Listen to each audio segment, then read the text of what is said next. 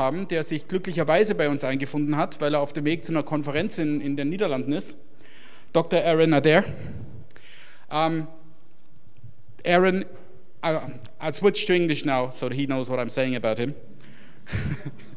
Can't trust you otherwise. Nah, I've got a reputation. Aaron is a professor of physics. I do admit I don't know Merrimack University. I apologize, I've never... It's an Augustine Christian Catholic college. Okay, interesting. Okay, he's doing a lot of research into physics and representation of physical events in the past. I think is a fair way to pronounce it. So one of his subjects is the Star of Bethlehem. He even has written a book about that. And I think lots of that will also be a subject of today. He promised me he will sneak in 1 or 2 aliens. So I'm really looking forward to that. So I think that's all I have to say about him. He will do the rest himself. Aaron Adair.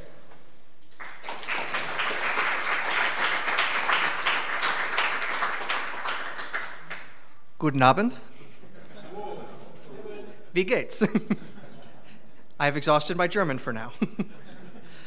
All right, thank you for inviting me here. You guys have been treating me extraordinarily well, and I hope that I can make it worth your time coming tonight and let me talk about something that I've maybe talked too much about already. In the past to others, I've lost a lot of friends this way, talking way too much about this.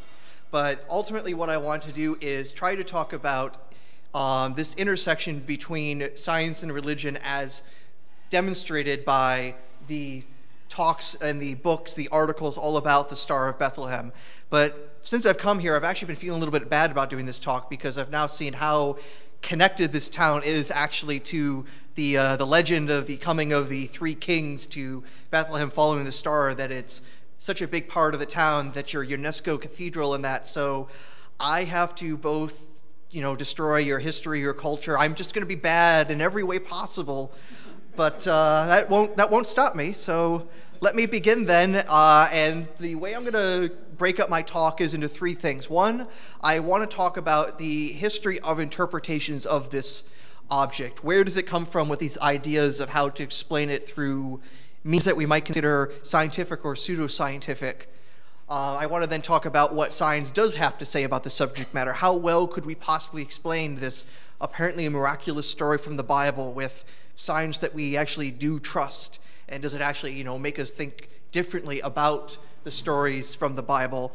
And in general, then, I want to talk about actually how we relate ancient myths to modern times, understanding what these myths are and what we're trying to make of them when we interpret them as our times. So to begin with then, like I say, I want to first talk about the various interpretations that have existed. And the best thing about doing old interpretations is a lot of beautiful artwork. This is a Botticelli painting, and it's actually showing the Medici family coming as the kings to the baby Jesus. So if you're a Medici, you like this painting. So the basic story that you have heard is basically this, and it's coming all from the Gospel of Matthew, the first story, or the first book in the New Testament by an author who we don't actually know that well, even though the name Matthew is attached to it. And the basic story of this is that these magi, the 3 kings, they're often called, and a magi, a magus, is supposed to be a Zoroastrian priest, a major religion of ancient Persia. They have come to Jerusalem saying, "Where is he that is born King of the Jews? We have seen his star. We want to worship him." And they're coming to Jerusalem hoping to find him, and instead they come to King Herod, the paranoid king of Judea, who doesn't want there to be some other king of the Jews. So he inquires into what they had seen and says, "Okay, go search for this child. My scribes say he should be in Bethlehem because of these prophecies from the Hebrew Bible." The Magi go out and leave, and they see the star again, and lo and behold, it goes before them and stands over where the young child was. And this is all we are told of the star. It's composed in just basically 12 verses in ancient Greek about this story. And after this point, there have been plenty of other infancy stories.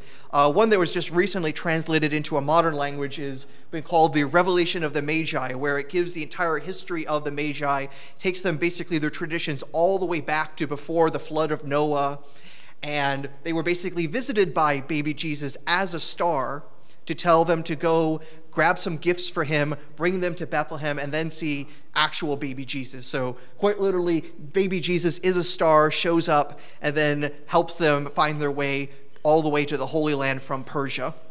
Actually, according to the translator here, actually all the way from China. So they're very much from the east, as east as they could go in the ancient world.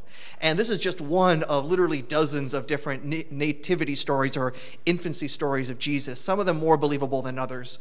There's some stories, for example, of Jesus taming dragons while a baby, whisking off to Bethlehem or to Egypt on a cloud, things that we might consider less plausible. And we also have a lot of the early and medieval Christians telling us what they thought of this story, starting from about the middle of the 2nd century onward, and they're fairly consistent on a major point that they believe this story happened, and what they are ultimately describing is something truly out of this world. It cannot be explained by any of the sciences of the time. It can't be explained by astronomy, which was actually more advanced than you might think for that period. It can't be explained by the astrology of the time.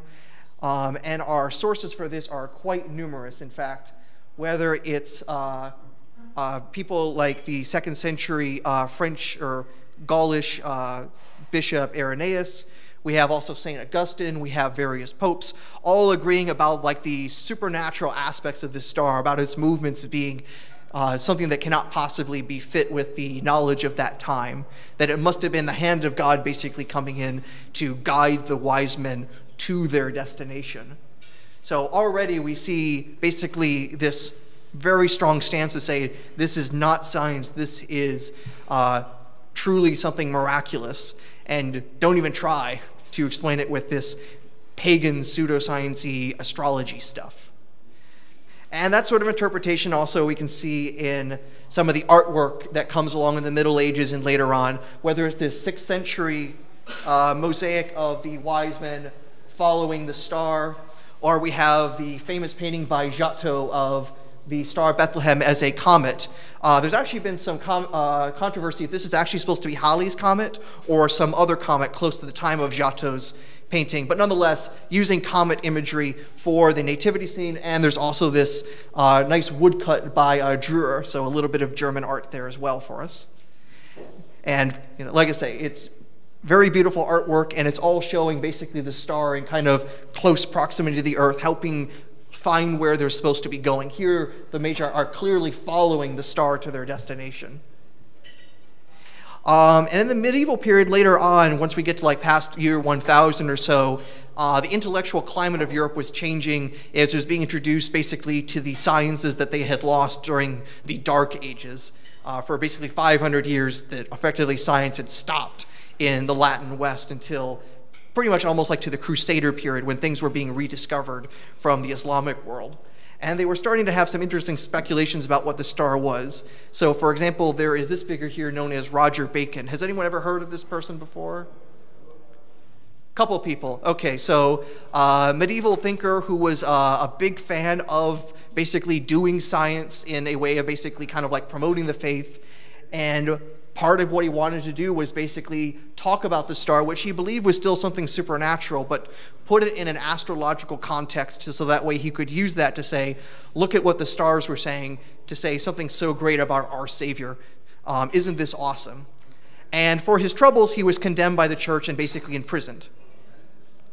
He unfortunately was stepping over the lines theologically because he also wanted to make it so Jesus was actually affected by the stars as the astrologers thought, and they thought this was not theologically tenable because Jesus is supposed to be God after all. He should be beyond the stars. So he was condemned for his views from something called the Condemnation of 1277, and it's basically just this big list of theses you cannot believe or promote that were based on the works of Aristotle, and they said, say these things, you're in trouble with us. And so that apparently cost Bacon. About a century later, though, similar views are being promoted by a French cardinal, Pierre Daly, The thing that perhaps he's most famous for is that he had these predictions of the end of the world based on astrological theories, and they actually even influenced Christopher Columbus. He used this for his arguments to the King and Queen of Spain for why he needs to do his westward trips and try to convert people, because he believed the end of the world was only a couple centuries away. We got a mission quick. So that's the sort of influence this person had, but he also tried producing what we have as the earliest extant horoscope for Jesus, attempting to try to use astrology then to say something about his birth, even though, again, he believed the star was something truly out of this world, but again, we could use astrology to say something amazing about the birth of Jesus. And in both cases, the theory that they use of astrology, it's not something original to them. They were ultimately taking this from a system that they had learned from the Islamic world, and this is a system called the Great Conjunctions. Maybe they're not that great, but they were considered great by the astrologers. This is a system that we've been able to trace back of when it actually developed, and it looks like it comes from actually the region the Magi were from. It comes from Persia, sometime between the 3rd and the 7th centuries AD, and the idea ultimately behind it, which ultimately gets transmitted to the Latin world in the 12th, 13th century, is that every so often you have these conjunctions of Jupiter and Saturn. A conjunction is basically when the two stars have the same right ascension, that you could basically draw a line of latitude between the two of them in the sky. And this happens approximately every 20 years.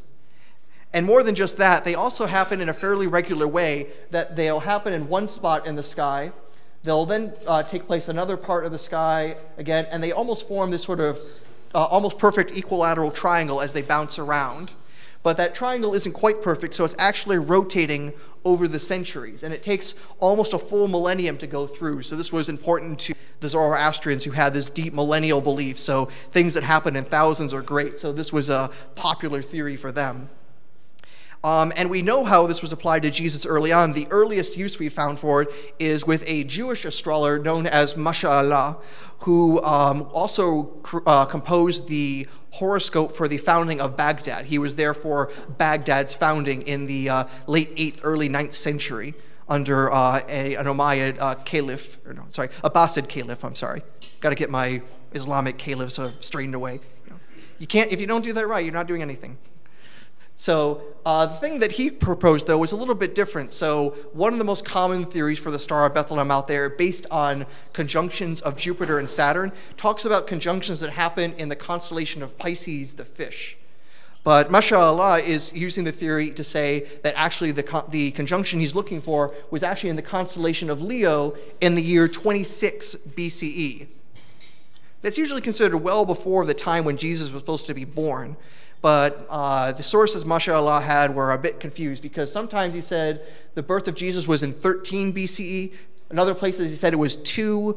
Our sources, our manuscript evidence there is a little bit weird. We don't know what's going on there because we don't have his original work. We have it from one of his later students, and so there's apparently some corruption in his sourcing. But nonetheless, this wasn't going to work then, and so later astrologers, before it goes to Europe, basically choose the 7 BCE conjunction in Pisces, because that was much closer to the time of Jesus, even though technically the way the theory was supposed to work is that this wasn't supposed to be the right conjunction for the birth of great, powerful men. That was supposed to have happened with this conjunction, as Mashallah proposed. So already they have to, break their own theory to do things. Astrology, making things up as you go along. But all of these ideas then started to coalesce in a person that we find very famous, and this coalesced almost exactly 400 years ago into this figure that you might be somewhat familiar with, Johannes Kepler, the often called the last great scientific astrologer and the beginning of modern scientific astronomy, known for his laws of planetary motion. And he also had some inspiration when it came to this story because of what was going on in his own time. So in the year 1603, there was one of these great conjunctions, and it was supposed to be one of the greatest of the conjunctions according to the astrological theory. So people were thinking something big is supposed to be happening. And then in the very next year, between Jupiter and Saturn in the sky, appeared a new star, very brilliant, in the constellation of Ophiuchus, the serpent bearer. And new stars, of course, were usually an unusual sign. And this Supernova seen in 1604 has been the last naked eye observable supernova we've seen in the Milky Way galaxy since then. We're way overdue for another one. I want to see my supernova, but I've been unlucky so far. Either I got to live a few more centuries or I need a time machine. I don't know what's going to happen first. But nonetheless, this supernova goes off. Kepler does very careful studies of it, both astronomically and astrologically of the time. And it's also around this time that he starts discovering some other arguments that's trying to affect the chronology of the world. At this time, everyone was basically figuring Jesus was born in 1 BCE on December 25th, and usually at midnight, as tradition had it. But he starts then composing this new chronology, and this book he has about this is published 400 years ago to this year. And it's the reason I'm going to be in the Netherlands this week, because the conference is supposed to celebrate the 400th anniversary of both this book and also the founding of the University of Groningen. So there's an excuse for why I'm doing this now. But 400 years ago, Kepler basically proposed the idea that the Christmas star could be related to the Great Conjunction of that time, again in Pisces in 7 BCE. And this basically was supposed to then have been the same sort of astrological theory the Magi had, because the theory that he was using also came from the east, so he was expecting it to be the same one. So the Magi should have already been expecting some great star in the sky due to the conjunctions, and lo and behold, that's what the Bible says they saw, some great new star. But contrary to how it's often told or mistold, that Kepler still thought that the star was something supernatural, something that was actually in the atmosphere floating around guiding the Magi. He's clear about this in his work from 1614. But usually that gets a little bit elided, saying Kepler said the conjunction, or the conjunction alone was the Star of Bethlehem, or the nova was the Star of Bethlehem. So this is basically the high point then for what's going on between the medieval period and the modern period, with the beginnings of astronomy. And with the beginnings of astronomy, the scientific method, and the Enlightenment, along comes doubt. People start saying, hey, the universe operates under uniform, regular laws. So why do we have these books that claim that those laws break down? And so you have people like here, David Hume, the great Scottish philosopher and historian, who basically said, what's more likely, somebody's wrong or the laws of physics broke down? That's a very short way of putting his great inquiry into human understanding. But that basic point still seems to hold. Which of the two things is more likely? So from this sort of thing, and that sort of influence becomes the beginning of what is known as the higher criticism of the Bible. Basically starting to say, all right, what in this book is actually true, what's false, what's legend, what's propaganda, starting to actually break that down rather than just treating it as an authority about what really happened. And a lot of this stuff actually started happening in Germany. In particular, there was the works of people such as here, Hermann Samuel Reimarus, who published his findings after he had died, because he knew he was going to be in trouble in his own lifetime if he had published what he had done. But basically, he was influenced by English deists about the nature of miracles or the lack thereof. And so he produced these this great number of works that were then published by Gotthold Lessing in the newspapers in Hamburg, and caused a huge firestorm of controversy, where basically the author is basically saying all these stories are fake, from the Old Testament to the New, to the Exodus story, to the resurrection of Jesus. All is in doubt now, and some of it they even thought that the disciples were making things up to be sort of con artists. Obviously, that's going to upset people in a religiously conservative town in the late 18th century. And after this time comes probably one of the great giants of the higher criticism of this period, David Friedrich Strauss, who is, again, another German. And at the rather young age, I think he wasn't even quite 30 yet, he publishes this book in 1835 on the life of Jesus, critically examined. And it is the first more scientific attempt to really say what's history in the New Testament about Jesus, what's not. And again, what he proposed was very controversial. He lost his professorship in, I believe it was in Switzerland at the time he had his professorship. He lost it within a year of getting it because of his publication. But nonetheless, within 10 years, basically what his position was the consensus, was that vast majority, or at least a lot of the stuff in the Bible, the New Testament, is not true, is not historical, and it's written in a sort of symbolic way on purpose. We need to examine the Bible critically. And one of the things that also makes his work stand out is because of who he was responding to. He wasn't just responding to those who still believed in miracles and said, no, these are historically implausible. He was also arguing against a group who thought they could explain the supernatural in the Bible, and they didn't have to give up any of their scientific beliefs. So in the late 18th, early 19th century, we have this group that it's mostly Protestants that are usually termed as the rationalists.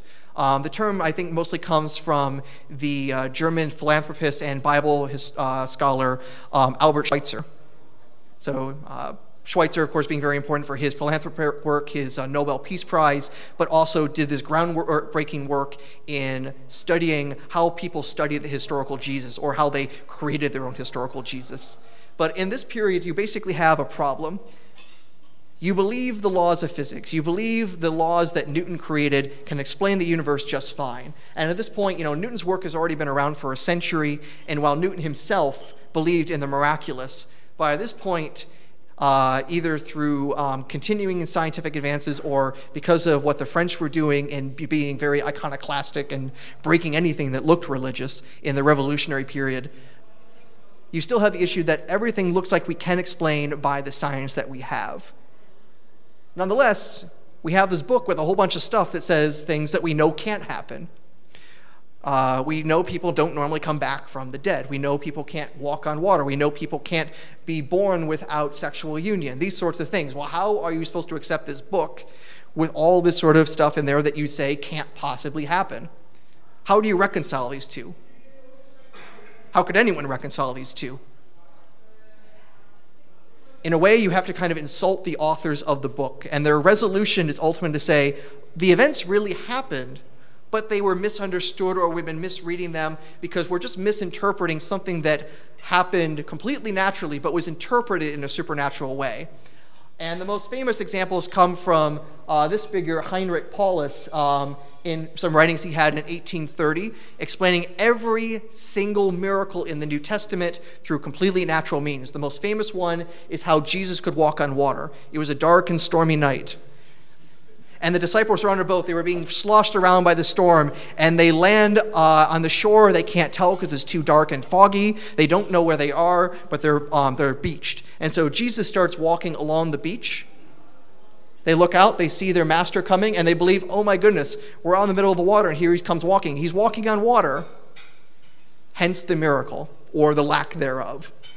Now imagine that being applied to every single miracle of the Bible, and you have the rationalist movement of the early 19th century. And the same sort of thing also happened with the Star of Bethlehem. One of the more famous versions that kind of got out there was done by this bishop, Frederick Munter, Bishop of Zeeland at that time, who was also scientifically minded. He was big into burgeoning archaeology that was beginning at that time. He started actually translating some of the earliest cuneiform tablets that were starting to come around. So smart guy, would have liked to meet him, but he was also trying to rationalize every miracle he could of the Bible. So now we come to this point. What can science tell us about the star? How much of this is actually something we can explain with what we know of how the universe works, or do we need to go back to miraculous explanations again? Well, there's been a lot of attempts to explain this, because we've been going on and doing this for about 200 years now of throwing out explanations. Those could be meteors, comets, a nova, a supernova. Those aren't the same sort of objects. Variable stars, stars that change in brightness back and forth. Might just be a single planet rising in the sky. Some have proposed that Uranus was discovered almost 2,000 years earlier than it actually was, and that was the Star of Bethlehem. Or similarly, it could have been an asteroid that was first discovered. Again, those weren't discovered until the 19th century. There's been also various planetary conjunction hypotheses, whether it's the Jupiter or Saturn one, or it's ones with Jupiter and Venus, which has become popular in some circles, even though there's a chronological issue with those. We also have the use of the horoscope of that period, using astrology, natal astrology of the time. Ball lightning is this strange atmospheric phenomenon, which basically is kind of what it describes. It looks like it's a ball of lightning that lasts from a few seconds to a minute and then explodes. So that would have been an awesome Star of Bethlehem, but that has its own issues. Zodiacal lights have been mentioned. This is something that's caused when you have the light of the sun reflecting on the dust of the solar system, and it reflects back, and it looks like this pillar of light in the horizon. That's been suggested as being the Star of Bethlehem. It's kind of guiding them down from the sky to Bethlehem itself. The procession of the equinoxes. That one's really weird to explain how it could possibly be the Star of Bethlehem, because this is basically the wobble of the earth that has a 26,000 years. How do you explain that for what happened on a single night is a little bit hard to do.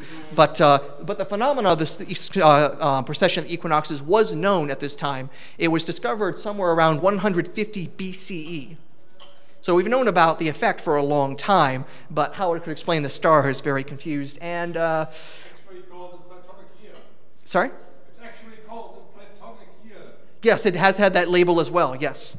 But this has probably been the most famous or infamous suggestion of recent times. The alien hypothesis has been seriously suggested by theologians and not so well-informed people as well, and has been on American television and shows, for example, Ancient Aliens. I don't know if that exists here in Europe, or if you're not protected from our insanity. Okay. Well, to be fair, though, the main proponent of that, Erich von Däniken, is Swiss, so it already has infected you. You just didn't know it. All right, so that's been a popular one, but like I say, there have been a lot of hypotheses out there because we've had years to build it up. So, I mean, if you just wanted to look at some of the recent literature on the subject, I mean, there's a few books you could start reading, or television shows you could watch, or planetarium shows you could go to. I mentioned there's a lot of books, and these are all like in the last like 30, 40 years, by the way, including the previous pope, by the way, also had a few things to say on the subject, but he was kind of wishy-washy between natural, supernatural explanation. He wasn't quite clear, but yeah, pretty much anyone who's anyone has put out a hypothesis, it seems, about the Star of Bethlehem. There are so many books, and I haven't even included all the TV specials. I haven't included all the journal articles or the short mentions in other books as well. But I mean, in general, I think you could probably skip a lot of that, because I know a book you could possibly read that, you know, I might have a few of them on the desk here for later. Yeah, so I basically try to go through all these hypotheses in my book and explain what's wrong with them.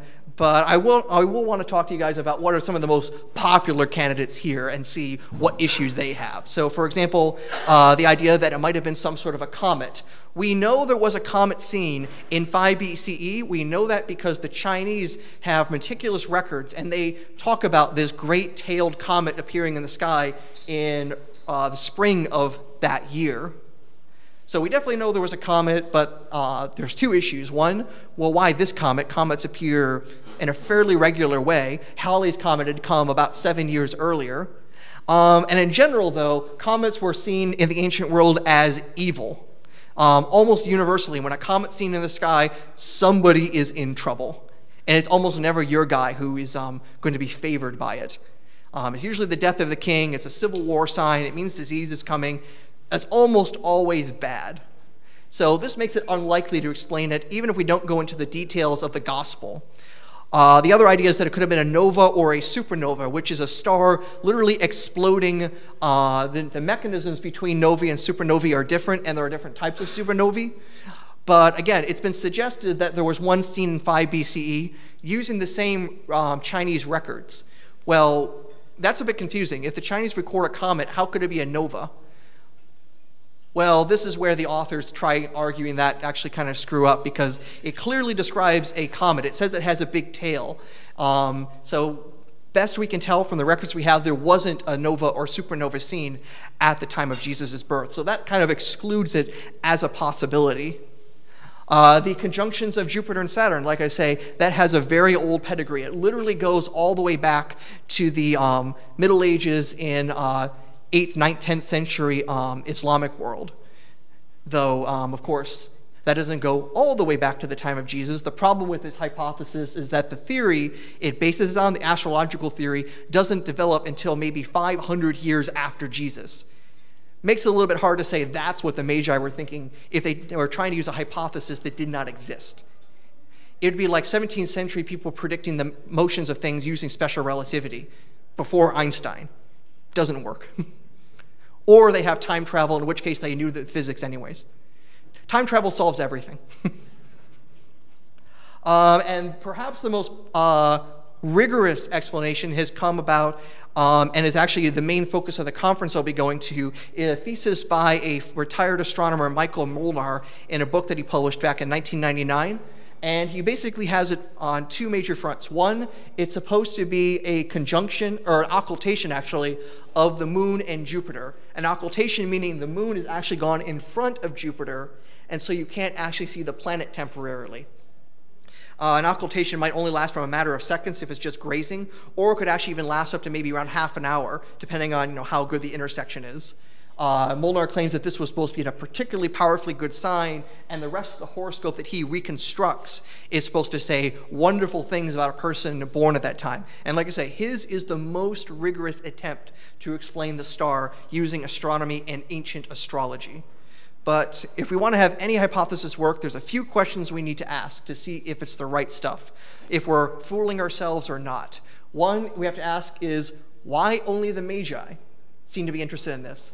If it was an astronomical event, why didn't everyone in the world notice? Why don't we have this in every record from the Aztecs to the Chinese? In part, this is usually explained by saying, well, the Magi were astrologers. This is a sort of esoteric knowledge. It would be like expecting the common person to know the mass of the Higgs boson right now. Maybe they've heard of a Higgs boson, but they wouldn't tell you what the mass is. They wouldn't know what the mass is. You would only expect physicists to know anything about that. So it might be the same with the Magi. The only reason they showed up is because they are the only people who had the interest in the subject matter. That has the issue, of course, why didn't the Greeks and Romans get along with that as well? Because they also were big into astronomy and astrology, but that's another question. We might also want to ask, how do we know what the ancients would have thought about the object? What would have said to them, this is a sign of the king of the Jews being born, versus the king of the Syrians or the Roman emperor or anything else? And lastly, and perhaps most importantly, have to have the pointer in the opposite direction.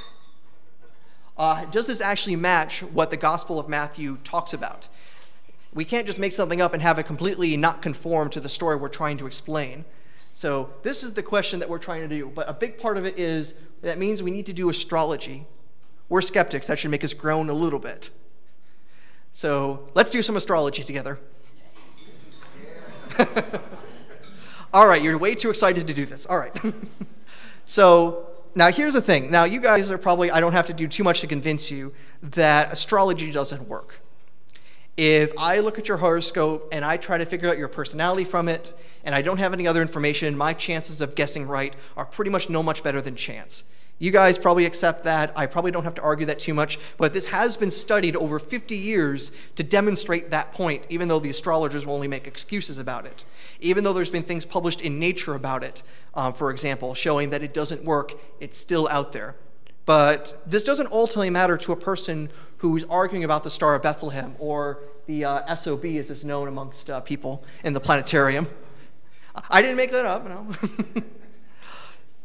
So the thing is they're going to say is, well, all that matters is the interpretation. If we know how they would interpret it, it doesn't matter if they actually guess right or wrong in general. We just see this is what they would predict, and that explains why they would have made the trip. Here's the problem, though, with a group that have accuracy of no better than chance. You also have to ask, what's their precision? How much do they agree with each other? And that has been studied, too, scientifically amongst modern astrologers. And they're almost no better than chance. So not only can they not hit the broadside of a barn, they may not even be throwing their darts in the same direction of the barn the second time around. Literally, it's a drunk person throwing darts. Just get away. That's the accuracy and precision of an astrologer. A modern astrologer, and from the records we have, that's even true of ancient astrologers. They even say, this is the hardest subject there is. It's really hard to figure out what a horoscope means. And if they're telling you that they don't know what a horoscope means in general, We can't guess what it would mean in general to an ancient person. Literally, your guess is as good as mine or anybody else's. And if something can only be as good as basically random, it's not worth even doing. So not only is astrology wrong, it's worse than wrong. It can't even find out if it's wrong because it's just literally guessing everything at once. And like I say, when it comes to getting any answer you want, that is actually demonstrable from the ancient evidence. So for example, if I wanted to figure out what is the constellation that would be representing Judea or the Jews, which is usually something Star of Bethlehem proponents want to do. They want to say, okay, this is the constellation that they would expect to look at to find anything happening to the Hebrews.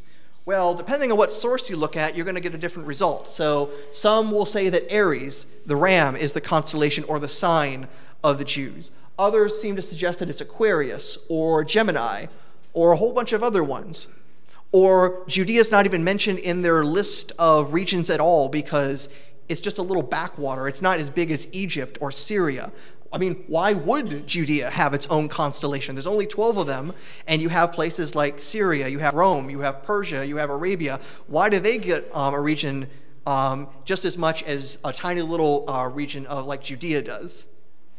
So the entire strategy is already a bit weird, and if you look at modern proponents for what they claim is the Star of Bethlehem, it's almost as diverse. People going for Pisces, if they want to use the conjunctions in 7 BCE, or they want to use Aries, or they want to use the constellation of Leo the lion, and a whole bunch of others. Some proponents pretty much use every single constellation in the zodiac, and then some, to explain the Star of Bethlehem. So that's already a mess, and telling you there is something wrong with this strategy. There's something non-scientific about it. But if we do want to go to, like I say, the most sophisticated attempt at looking at a horoscope, that produced by Professor Molnar. This is the horoscope that he produces for Jesus, and specifically is supposed to take place on 17th of April, 6 BCE, right around sunrise in Bethlehem. That's his reconstruction based on ancient texts and also from the gospel account. So yeah, that seems like a lot of knowledge to put into one sort of thing. Now, one of the things, like I say, he mentioned is that this occultation of Jupiter by the moon, this was supposed to be a super powerfully awesome, terrific sign. Unless you ask the Babylonians and the Assyrians about what this meant to them, because all their records indicate that was the worst thing you could possibly have. That would say the king's going to die, there's going to be civil war, everyone panic. Cats and dogs living together, mass hysteria. It's October, I will quote Ghostbusters again, I'm sure. So, and quite literally, in their records, even if they thought there was a close approach of Jupiter and the moon, they were panicking and talking about, okay, let's take the king off the throne temporarily and put a pauper up there, so that way if anything bad happens, it'll happen to that person on the throne. And if nothing does bad happen, we'll kill him anyways just to make sure. So that way, no matter what, who was on the throne got what was coming to him. The ancients were weird. But nonetheless, that's very much in contradiction to what Professor Molnar has argued. Or if we look at the horoscope itself. So he claims that if you look at this based on the positions of like Saturn and Mercury, the closeness of Jupiter and the sun, things like that, that these are all supposed to indicate things of a really great horoscope. This would be like on par with the horoscope that was cast for Caesar Augustus. It's just super terrific awesome. I decided to look at the same sources and see what other interpretations were possible. And just with a quick perusing, I could find out that also Jesus could be a person who has epileptic seizures, who is a prostitute and is suffering from elephantiasis. I used the exact same sources he did, and I could get this result. How is that possible? I just looked at different aspects of the same horoscope. Literally, anything I want to do, anything I want to get out of this, I can find it. Ultimately, what I'm doing is hot reading. I know what I'm looking for, and I'm just going to make it look like my method appears to produce that sort of information. But ultimately, like I say, any horoscope you have, you can find what you are looking for, because there is almost countless different ways of considering the various conditions of the planets, if they're moving towards or away from each other, the relative position with each other, the constellation it happens in, and also the astrologers will break their own rules whenever they feel like it to make an argument. And of course, if they're wrong, they'll just change it afterwards anyways. We have many records of this happening in the ancient world where they basically make things up afterwards and then claim, yep, we're totally right. We know what we're doing. Nope. So that's the situation with, like I say, the most sophisticated attempt at using astrology to explain the motions of the star and then producing an exacting horoscope for Jesus. But this already seems like kind of a weird approach. I mean, if it weren't for the fact that it's giving us different results from different people doing the same thing, we really should be asking, shouldn't we have been doing historical analysis in the first place? Shouldn't we have at least first asked how plausible this story in the first place, instead of trying to find anything that we could use to fit it and make it real to us? So, I mean, there are questions that we should be asking about the source we have. One of those questions is, what is the source we have? What are we looking at? So we have, like I say, it's called the Gospel of Matthew as our source, our only independent source for this story. Well, who wrote it? I don't know. Nobody does. It's called the Gospel of Matthew, allegedly going back to this disciple of Jesus, but our earliest records seem to indicate it was anonymous. It had no name attached to it. That name and other names for the Gospels probably only came about in the late 2nd century. So we actually don't know who wrote it. If the person who wrote it was named Matthew, that's a coincidence. It's not the disciple. When was it written? Most New Testament introductions are going to probably say like around 80, 85. But if you really dig into the reasoning for it and all the problems it has, it really should be a lot more ambiguous. So this is the range I think it would fit into, anywhere between 70 CE and 155 CE. I mean, that's a pretty big range, but that's just because of how bad our records are for that time. But even in the best case scenario, that's nearly a century after the events it's talking about with the birth of Jesus. Now, being a long time after the fact doesn't necessarily mean you don't know what's going on if you have really good sources. What are Matthew's sources? He doesn't tell us. Most historians of the ancient world do tell us. So this is already a problem. Why don't they tell us what we want to know? From New Testament studies, we can tell that he uses the Gospel of Mark as a source, but the Gospel of Mark has no nativity story at all, so he's definitely not using Mark for that. We also know he uses the Old Testament a lot. He's clear about that because he says, I am quoting this from this prophet saying this and such was fulfilled by Jesus doing such and such. So we definitely know he used these two sources. Now, one of them isn't actually an historical source about Jesus, and the other one doesn't have anything to say about the birth of Jesus and has its own issues. If he used other sources is an open question. It's hard to tell because, again, Matthew doesn't tell us what his sources are, why he chose them, and why he thought they were useful. This is unlike any other historian of the ancient world. Even the bad historians of the classical world would at least do enough to say why they chose the sources they did and why they thought they were capable of doing something worthwhile. If he's doing a worse job with methods than even the worst historian, then we have to treat it even less charitably than the worst historian of antiquity. And there were some bad historians in antiquity, I can tell you. So that's already one bit of issue. But if we also want to compare what Matthew wrote to other things, it's a bit of a problem. So, for example, when was Jesus born? Depends on who you ask. If you go by the Gospel of Matthew, there's all this talk about events happening during the reign of Herod the Great, who we know from outside sources died in late 5, early 4 BCE. So Jesus has to be born before he dies in, say, 4 BCE. Okay. The Gospel of Luke, on the other hand, the only other canonical source that tells us about the birth of Jesus, puts it during this census of Judea, which we know happened in 6-7 CE. In other words, these two sources contradict by at least a decade. Oops. And that's not even the end of it. The most church figures were putting like the birth of Jesus like in 3 or 2 BCE. Apparently they were also using the Gospel of Luke when saying Jesus was baptized by John at about the age of 30, and John was baptizing in the year 28-29 CE. So go back 30 years, that gives you about 3 or 2 BCE. You know, science. And that contradicts, of course, both sources. It's in between the two time regions that are not consistent with each other. So we already have a problem.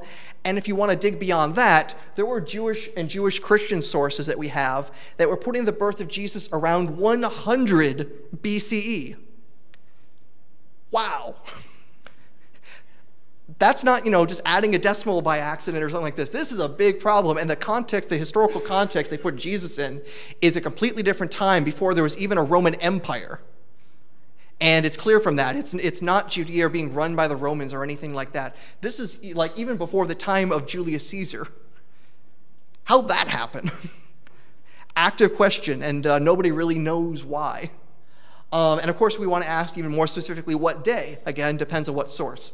We celebrate Christmas on December 25th, and we say that's when Jesus was born. In ancient times, also in the Eastern churches, that they thought the birth of Jesus was January 6th. We tend to, in the West now, call that the Epiphany, when the wise men showed up and gave a bunch of gifts. And that's then how we get the 12 days of Christmas, between the 25th and the 6th. And then we have that really long song. Is that because of calendar reforms, which were not followed in the Eastern churches? They had Julian dates still, I think. Well, both these dates were existing during the era of the Julian calendar. So this, both of these existed in the 4th century, so concurrently. So it can't be explained by that. Part of the explanation I've seen for why that is actually on the East, they were using a different date for when Jesus was killed for the crucifixion, because also the Gospels disagree on what day Jesus was killed. And that might not be a big deal, but because of the way the Hebrew calendar is, that also affects what year Jesus was killed in, when he was crucified. So really complicated. This is what happens when you have a lunisolar calendar. Everything is hard. But like I say, apparently the two different churches had a different time for when they thought the crucifixion was, and how then they used that sort of system to figure out when Jesus was born, and so you get complications like this. But really, and there are lots of other sources that have Jesus being born everywhere from March to November. There's no consistency on anything. When was Jesus born? Your guess is as good as mine. Every other day has a 1 in 365 and a quarter day chance. If that's not enough, the story itself is rather implausible. I mean, this is even excluding the star part, just looking at the background the star is supposed to go into. So again, a lot of the talk needs to be about who these 3 guys were, or allegedly 3. We don't know how many there were. The story just says it was plural, nor does it say there were kings, just that they were magi, who we know a few things about from other records about who the magi were. Again, these were Zoroastrian priests. Zoroastrianism is a different religion than Judaism. Why do they care about a Jewish Messiah? How many Protestants care about a new Buddha? That's really the situation we have, and even worse so, because the Zoroastrians had their own idea of a Messiah who would come at the end of the world and bring on an apocalyptic fight between good and evil. It's actually where the Jews got the idea from the Zoroastrians. So there's no reason to think why the Zoroastrians would have cared about a Jewish religious figure. They had their own. These were their own priests. They wouldn't be switching religions all of a sudden. And one of the things that indicate they weren't is the fact that we have inscriptions from them where they said they gladly persecuted Jews and Christians. That's a little weird to explain if literally your earlier members of your caste worshipped that person as a baby. That is really inconsistent. That is very, very weird, to say the least. Also, the whole idea of trying to explain the Star of Bethlehem with astrology depends on the Magi being astrologers. The records I've been able to find is that actually not until centuries later did the Magi have any interest in astrology. The whole premise that the whole thing is built on is not actually true. It wasn't until centuries later that they did anything with astrology, and not till after they really hated it for a long time.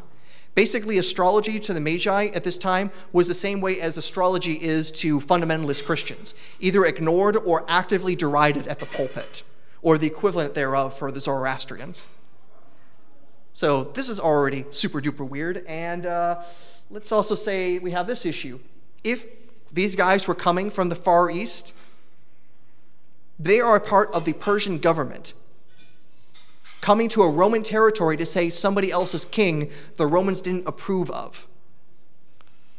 This would be like the Soviet Union in the 1960s coming to Puerto Rico and establishing a new governor there, and the US didn't approve any of that. That would be a whole lot worse than the Cuban takeover, or communist takeover of Cuba in the 1960s, let alone then, of course, the buildup that happened after that.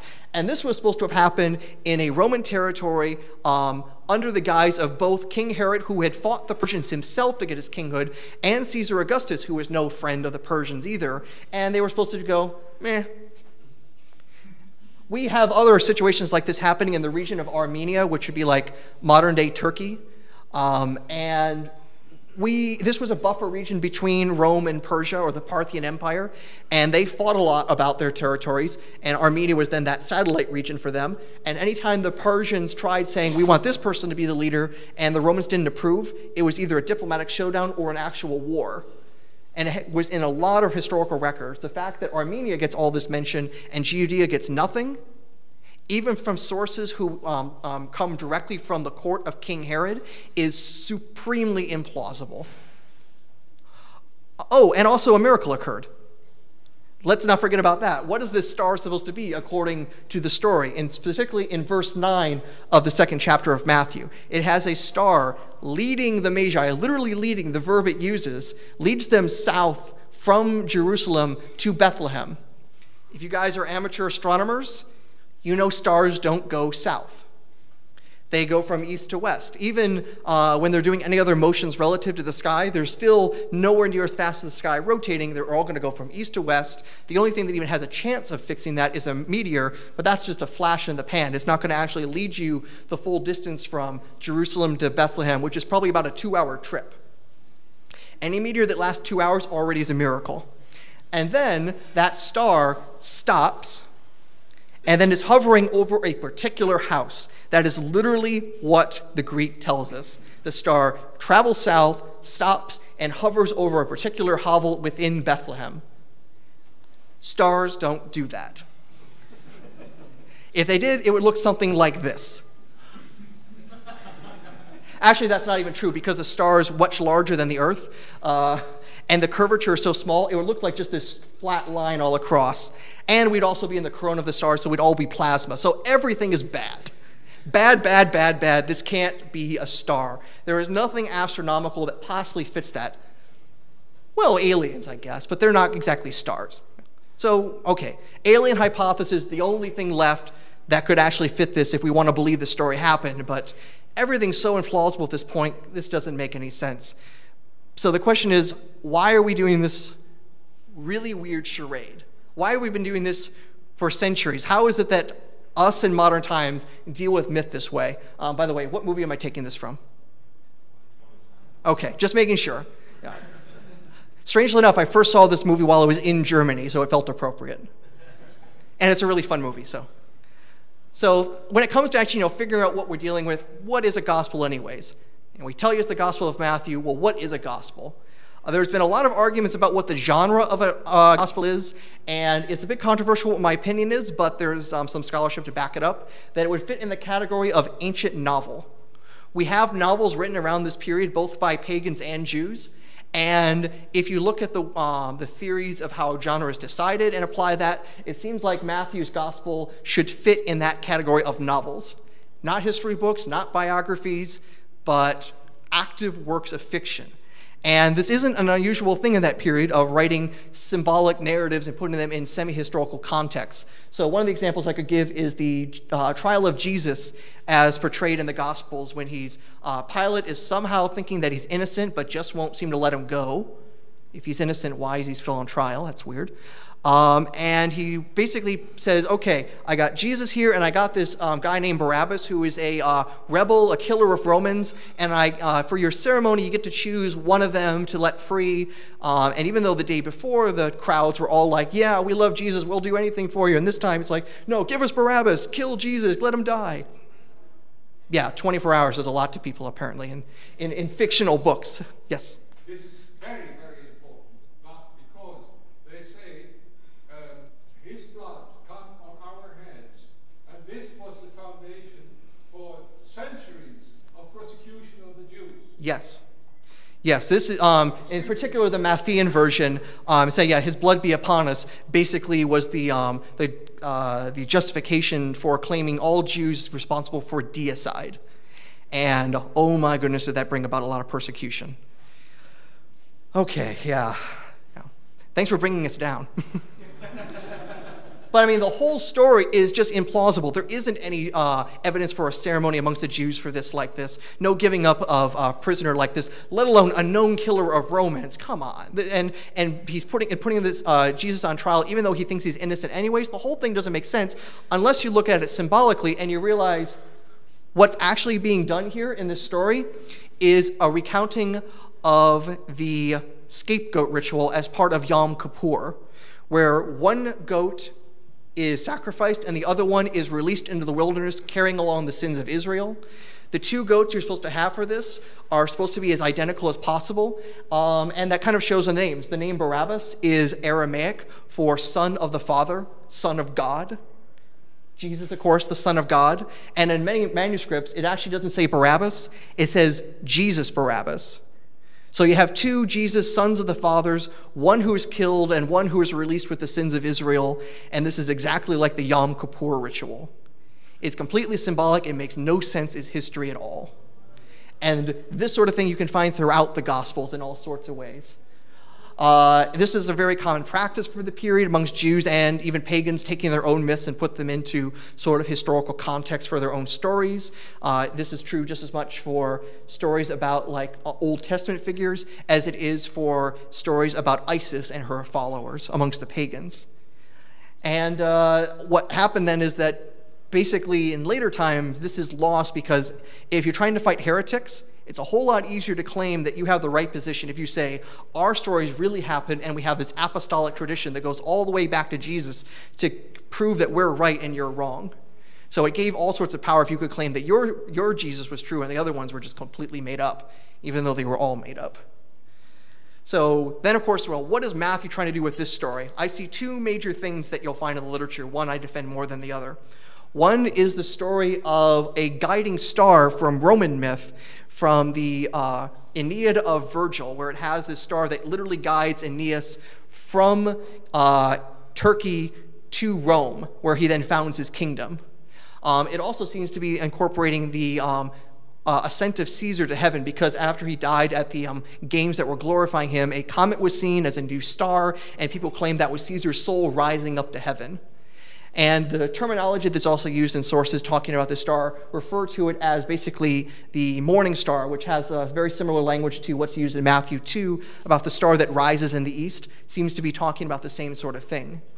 And on top of that, there's also some Old Testament precedent stuff of this Old Testament prophecy being fulfilled from Numbers 24:17. It's a prophecy from the pagan Balaam, the same person who had the talking donkey, and the donkey was talking back to him and giving him trouble. Talking donkeys, yeah, I know, totally legit. But that's the sort of story this comes from. And this was an actively used prophecy for like the coming of the Messiah, used in the Dead Sea Scrolls, in the Talmud, amongst various other sources. So this seems to be a major thing that comes along. It's just the later interpretations that get a little bit weird. Whether you have the medievalists who still believe in the miraculous nature of the star and that it happened, but then trying to use astrology to explain more of it. You have then, of course, moderns like us who don't believe in the miraculous nearly as much, but then try to explain it completely naturally, using the same sorts of techniques. What it really is basically we are imposing our ideas onto the past to make it make sense to us again. We are bringing certain assumptions to this, and we're trying to make it conform to that, even though we're not really questioning if those assumptions are true or not, unless we're being good skeptics, aren't we? Aren't we? Making sure. That means being skeptical of me too, but of course I'm always right.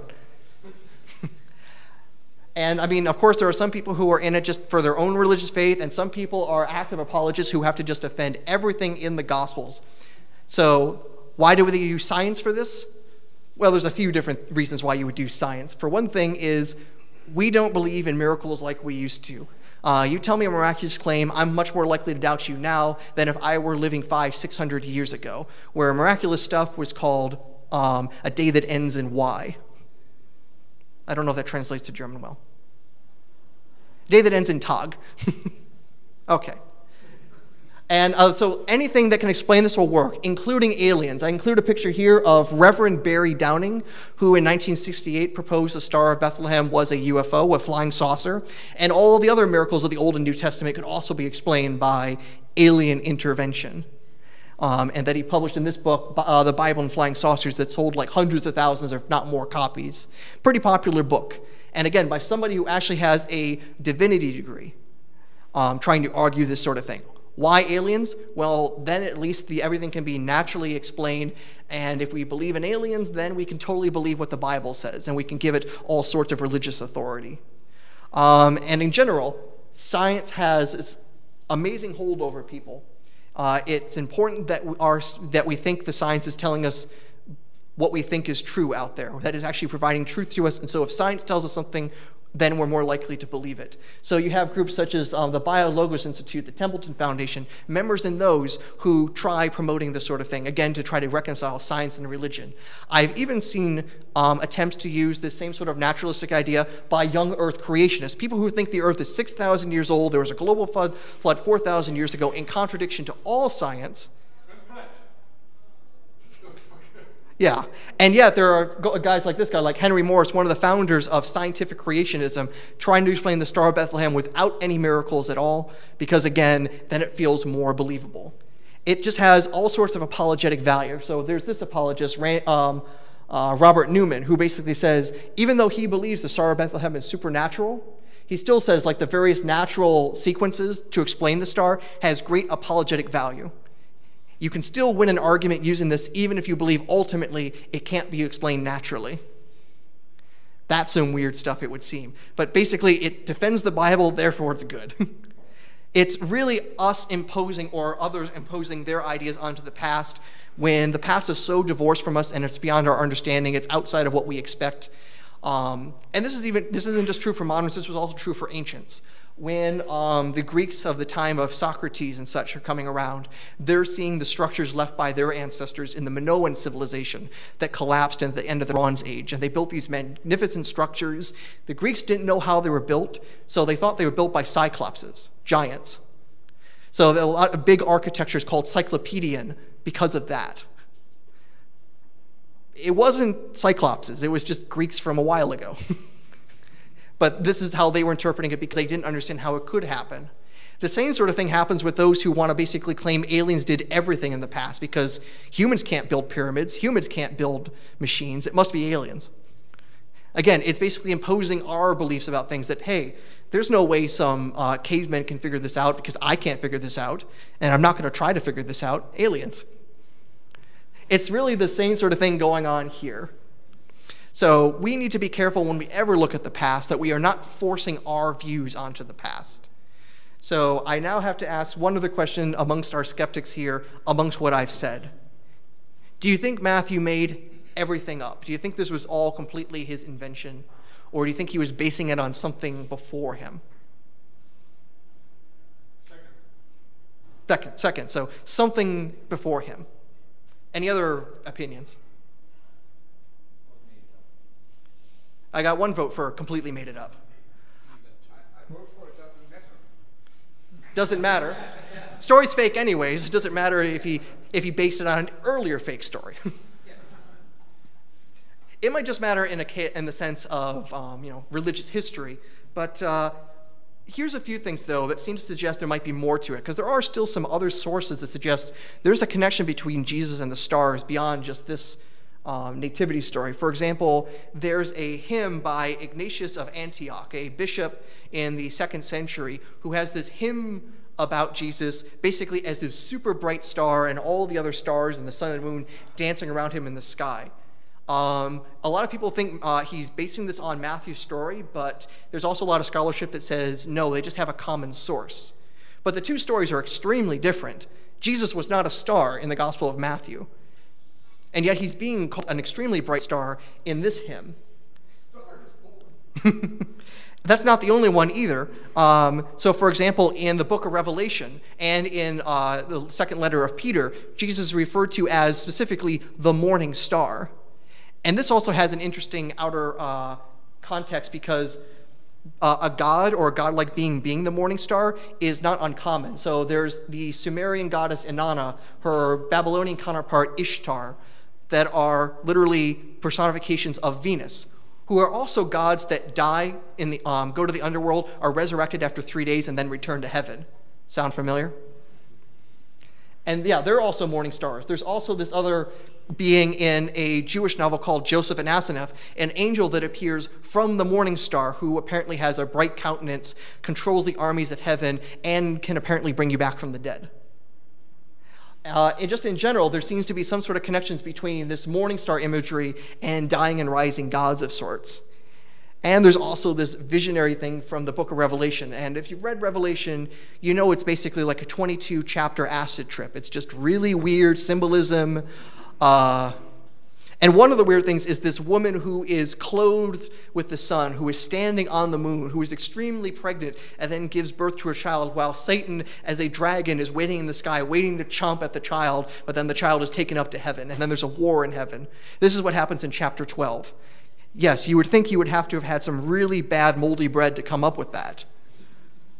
But there seems to be a lot of actual New Testament or Old Testament symbolism based on it. It's not just completely, I got high, this is what I saw. It seems to actually be a literary product. In particular, maybe something with Psalm 110, this coronation psalm that talks about the king being born from the dawn of morning, or in the Greek version, being born before the morning star. So I wondered if there was some sort of connection, and I want to reveal with you something I haven't published yet that I need to actually get vetted, but what I think is going on here, that I think there might be a common connection between this whole thing, and I think it's quite interesting. That I think there's an original myth here, and it actually goes back to the very beginning of the original myth about Jesus himself, basically, about what he was supposed to have been. And that ultimately, Jesus was considered the morning star after his resurrection, that he became this new brilliant being, either being based on ancient Near Eastern concepts of dying and rising gods, or in part because of interpretations of this psalm that was applied to Jesus a lot. It's quoted a lot in the Gospels, talking about how the Messiah actually has to have been be existent before the creation of time and space, that sort of amazing being. And that same sort of psalm also talks about the ultimate savior of the universe, the ultimate king, being born from the womb of dawn, born before the morning star. That seems to be some sort of connection there. The Ignatius star hymn also seems to be related to this. And again, this is a hymn not about the birth of Jesus, but again, about apparently the resurrection of Jesus and his defeat of the demonic powers and his overcoming of death itself. That seems to be what Ignatius is talking about. I have to argue that because there's a lot of commentaries that think it actually is about the birth of Jesus, but I think they're wrong. A lot of details that have to be settled with that, but that's what I'm interpreting it as. And also, the revelation of that star symbol is ultimately, again, about the resurrection symbolism. There's commentaries from the 2nd century that back that up. And also, I think it explains the star vision seen in Revelation 12. The woman who is being born, who's giving birth to a king, all the sort of major tropes that are being symbolized there are all either from the coronation psalms of Psalm 2 and 110, which were commonly combined together to talk about the king. They were both about his coronation. And also a lot of the other symbolism about this woman being heavily pregnant and things like that, symbolizing basically Israel or the temple of Israel and its importance, but then put in a cosmic dimension. Now, of course, putting this all in a cosmic dimension might seem really weird, but there's a story that we actually have about that. There's this text called the Ascension of Isaiah, which talks about Jesus first being this brilliant entity living up with God in the 7th heaven. He then descends down through the various heavens until he's in the firmament, in the sky, and he's put on the body of a human, so he's disguised, to be killed by Satan and his demons in the sky. He dies, and then he is resurrected, and then he appears again as this brilliant entity and then rises up again. That sort of background also we find in what's called the Philippians kenosis hymn. It's considered actually the oldest bit of Christian liturgy that we have of all. It goes even back before the time of Paul, it's usually considered. So what I might be seeing here is that originally the idea of Jesus basically being a resurrected star being in the heavens, and then this story basically being recrafted into the version we see in Matthew as the birth of Jesus rather than the rebirth of Jesus. And I think Matthew knows that because of the symbolism he uses, how he structures the story. In particular, what are the gifts the Magi bring to Jesus? Do you remember?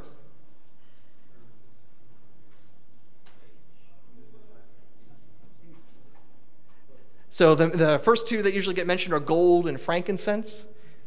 And those are actually derived from Isaiah chapter 60 about kings coming to your rising light, bringing gifts of gold and frankincense. But the last gift, and I heard people mention this, is myrrh. And myrrh is a product that you use for embalming dead bodies. A weird thing to bring to a baby. But the thing you would bring to a dead body. So I think in part what Matthew is doing is actually structuring the story ultimately based on that and doing a process called euhemerization, taking a myth and then putting it into a new historical context and then presenting that and then, of course, interpreting it to the inside followers of what it really means. And so with that, I can use this idea to then properly do my War on Christmas, a true American holiday. Santa's packing heat. Thank you very much.